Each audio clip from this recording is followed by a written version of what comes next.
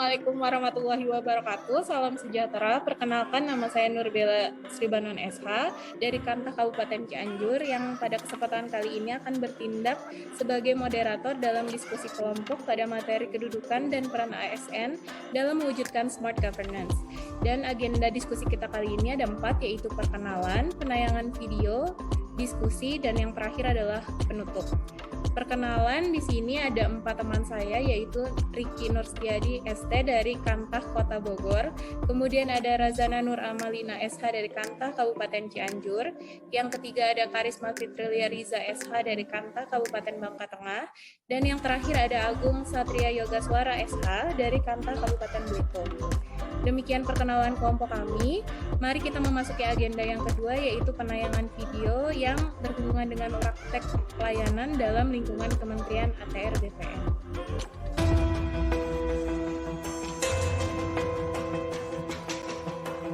Peningkatan pelayanan Badan Pertanahan Nasional atau BPN Kabupaten Banyuwangi yang sempat digembor-gemborkan oleh Kepala BPN Banyuwangi Budiono di hadapan ratusan massa aksi demo pada Kamis 11 November 2021 patut dipertanyakan. Entah kenapa, pimpinan Kepala Kantor BPN Banyuwangi dengan lantang mengatakan mulai 1 November 2021, 12 loket pelayanan pengurusan sertifikat tanah di kantor tersebut aktif semua guna memudahkan pelayanan masyarakat. Namun perkataan orang nomor 1 di kantor BPN Banyuwangi tersebut berbalik 180 derajat dengan fakta yang terjadi di loket pelayanan BPN Banyuwangi. Dari hasil pantauan tim redaksi Banyuwangi Hits ID, pada Senin 3 Januari 2022, terlihat beberapa kursi pelayanan loket kantor tersebut kosong tak berpenghuni. Pemohon pun juga keluhkan leletnya pelayanan di BPN Kabupaten Banyuwangi. Hal ini pun harus menjadi koreksi Kementerian Agraria dan Tata Ruang atau BPN Republik Indonesia melalui Kanwil BPN Provinsi Jawa Timur terhadap kepemimpinan Kepala Kantor BPN Banyuwangi Budiono. Pasalnya, dengan menggunakan anggaran negara dari uang rakyat, sudah sepatutnya mempermudah dan meningkatkan pelayanan terhadap masyarakat menjadi tanggung jawab Badan Pertanahan Kabupaten Banyuwangi. Tim Liputan Banyuwangi Hits mengabarkan.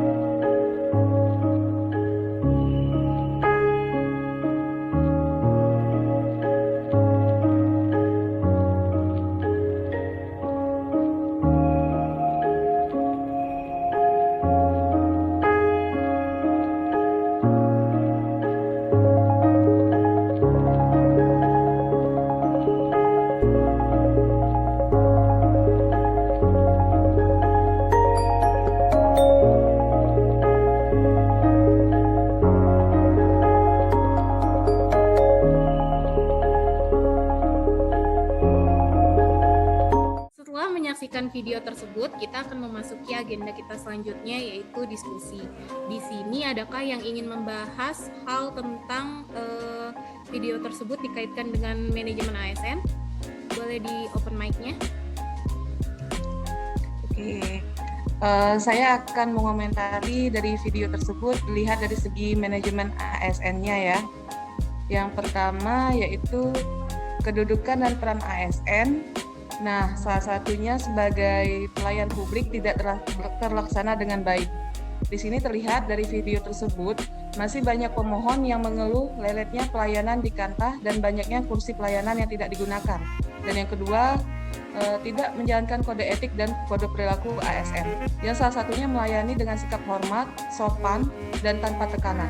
Namun di video tersebut terlihat kurangnya kesadaran untuk dapat menjalankan tugasnya, yaitu melayani masyarakat dengan baik, dan hal tersebut dapat merugikan masyarakat sebagai penerima pelayanan.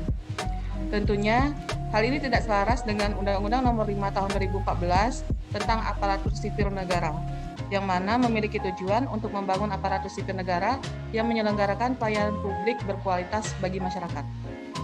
Sedangkan yang di best practice-nya, dari video tersebut, dari sisi manajemen ASN-nya, di video tersebut terlihat seorang ASN yang memiliki profesionalitas, di mana hal ini sesuai dengan ketujuan manajemen ASN, yaitu menghasilkan ASN yang berprofesional. Hal ini sebagaimana ditentukan dalam pasal 10 Undang-Undang ASN, yaitu pegawai ASN mempunyai fungsi dan tugas, salah satunya yaitu memberikan pelayanan publik yang profesional dan berkualitas.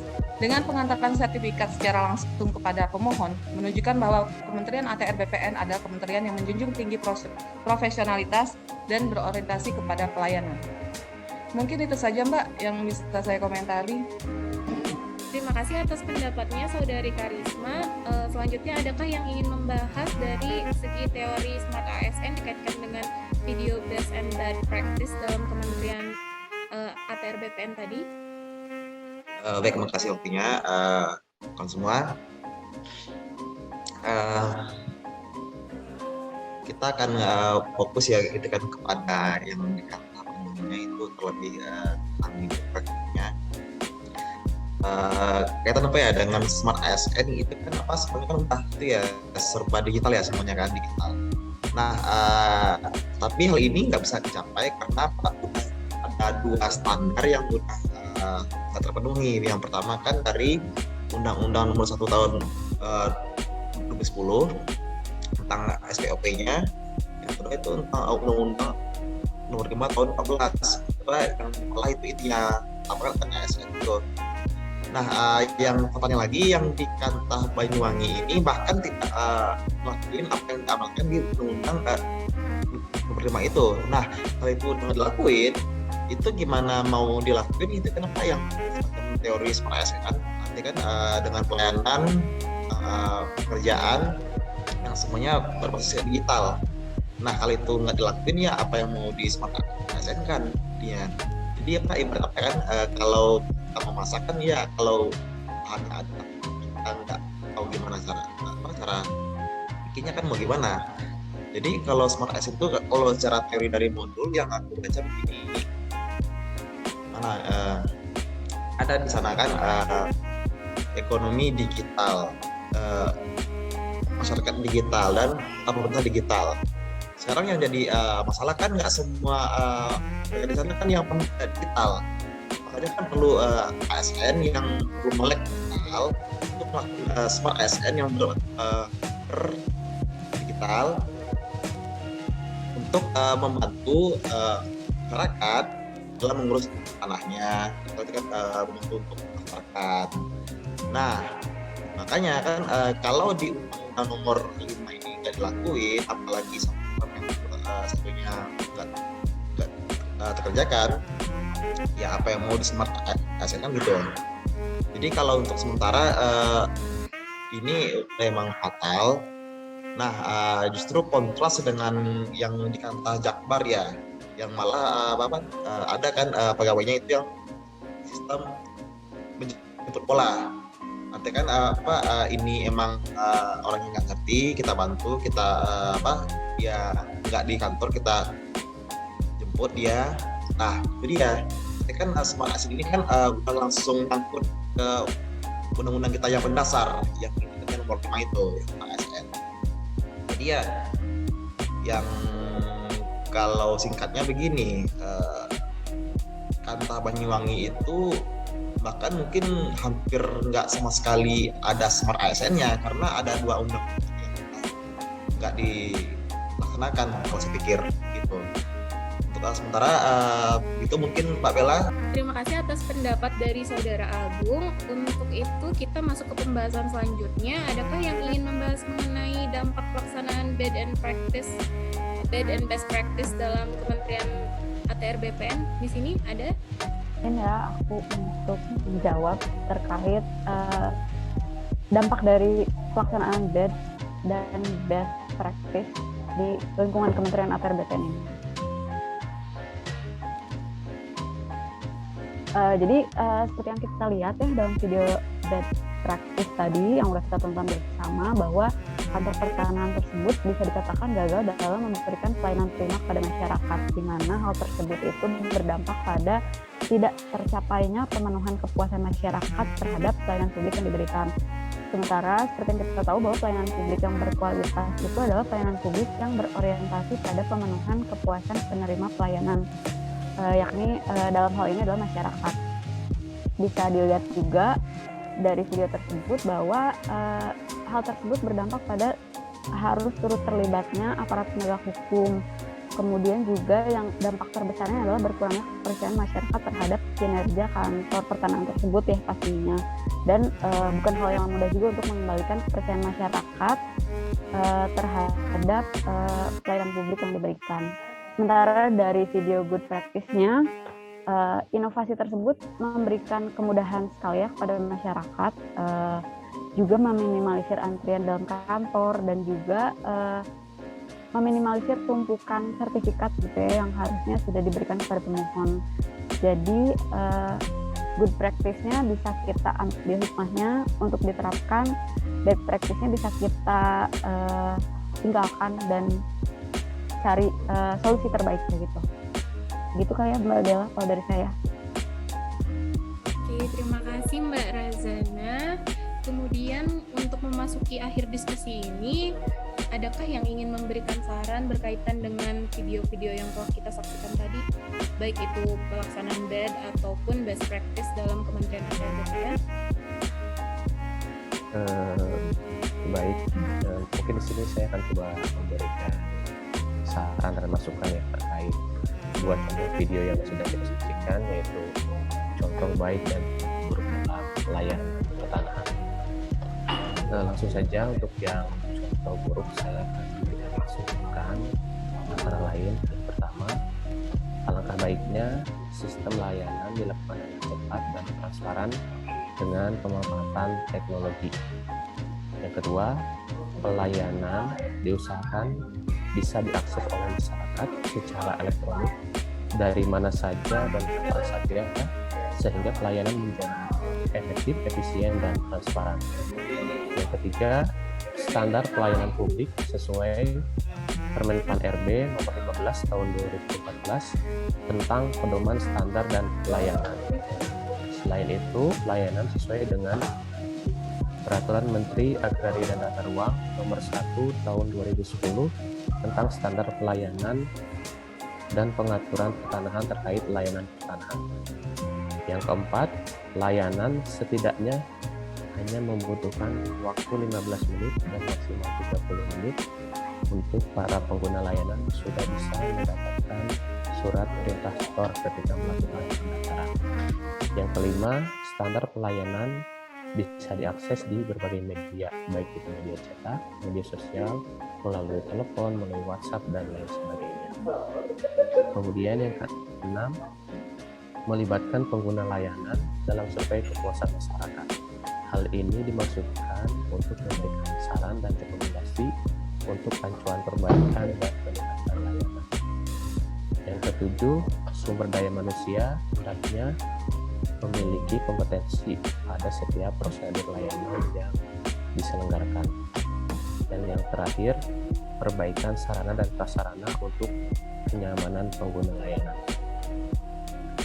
Selanjutnya, untuk contoh video yang baik, di sini saya akan memberikan masukan juga. Videonya sudah sangat baik, layanannya sudah sangat baik, namun ada beberapa hal yang perlu ditingkatkan. Yang pertama, pelayanan antar sertifikat hendaknya didampingi oleh keamanan demi menjaga dokumen penting seperti sertifikat. Yang kedua, hendaknya dibuat tanda terima elektronik, misalnya dengan face recognition, memastikan penerima sertifikat adalah subjek hak yang benar dan menghindari penerima fiktif. Yang terakhir, memproteksi dokumen sertifikat yang akan diantar agar sertifikat terjaga dan tidak rusak. Demikian Ibu Moderator yang dapat saya sampaikan. Terima kasih.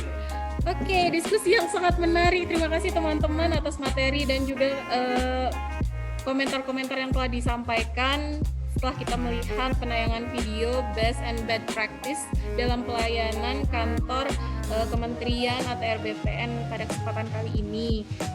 Untuk mempersingkat waktu, kita akan langsung memasuki agenda yang terakhir, yaitu tentang penutupan. Agenda terakhir ini akan saya isi dengan kesimpulan dan juga saran yang telah saudara-saudara sekalian sampaikan di dalam diskusi tadi. Yang pertama, untuk kesimpulan, kita bisa melihat bahwa dengan adanya penerapan bad maupun best practice dalam sistem pelayanan ATR BPN ini, kita bisa melihat apakah nantinya dengan pelayanan yang disampaikan ini kita bisa mencapai indeks kepuasan masyarakat, kemudian juga bisakah kita mencapai indeks persepsi korupsi di dalam kantor itu. Semua pelayanan akan berakhir pada hasil baik atau buruknya nama instansi di mata pemohon dan juga masyarakat secara umum. Kemudian juga ada saran dari Mas Riki yang telah tadi disampaikan untuk video best maupun bad practice-nya. Yang pertama, sistem pelayanan harus dilakukan lebih cepat lagi dan transparansinya juga harus diterapkan. Dan untuk best practice-nya, Mas Riki juga menyarankan bahwa sertifikat harus disampaikan kepada pemohon didampingi oleh keamanan, kemudian juga harus dilakukan face recognition juga, kemudian juga yang terakhir untuk memproteksi dokumen, lebih baik dokumen disampaikan atau diantarkan kepada pemohon dengan menggunakan kendaraan yang lebih memadai, karena jika sampai dokumen atau sertifikat yang harusnya disampaikan kepada masyarakat nantinya rusak, itu juga akan menjadi PR untuk kita melakukan BAP dan hal-hal semacamnya juga. Demikian diskusi kita hari ini, teman-teman. Terima kasih atas insight dan juga materi-materi yang telah disampaikan.